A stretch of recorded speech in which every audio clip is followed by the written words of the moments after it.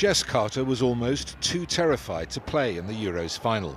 She'd already been the target of what she calls violently aggressive racism online and was fearful of more if she put a single foot wrong. The abuse she experienced earlier in the tournament had taken its toll. I think it just makes you feel really small. It makes you feel like you're not important, that you're not valuable, and it makes you second guess everything that you do. And on top of that, it's the way it makes my family feel. Like my family was so devastated by it as well and so sad by it. I think that how it impacts the people around you sometimes is even worse about how it impacts you directly. And I think that's what is really, that's what's really sad, is just the hate that people have in them to give out. I will never understand.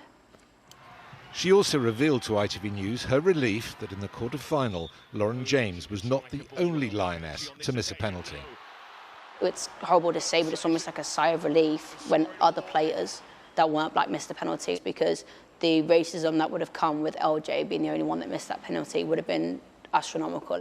We showed Carter's interview to the Culture Secretary Lisa Nandy. I think it's just more about the knowing how it's going to be for us. It's horrifying to hear that. I don't want the next generation of Jess Carters to be put off from playing football because of the experience that she and others have had to go through. So her speaking out has to be the moment when we all get a wake-up call and we say enough is enough.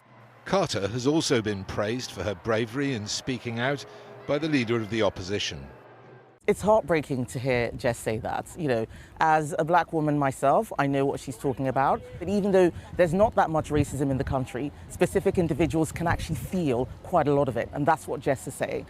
Former Lioness Jill Scott, who played alongside and against Carter, told ITV News, "Representing your country should be a moment filled with pride and excitement.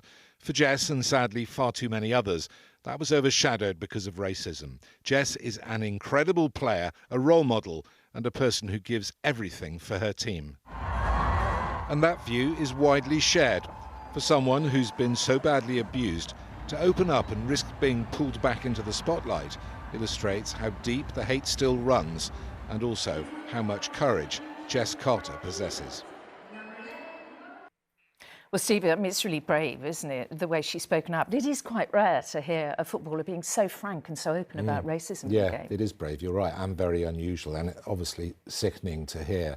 But her words, as you just heard, are very powerful, and today, as we've just seen, she's, garnered some quite high-level support in the sporting world and the political world. But I suppose the question really is now, what next? You'll remember, as well as a lot of other people, 4 years ago in the Euros final, the men's final, Jadon Sancho, Bukayo Saka, Marcus Rashford, all missing penalties, and they received loads of racial abuse after that.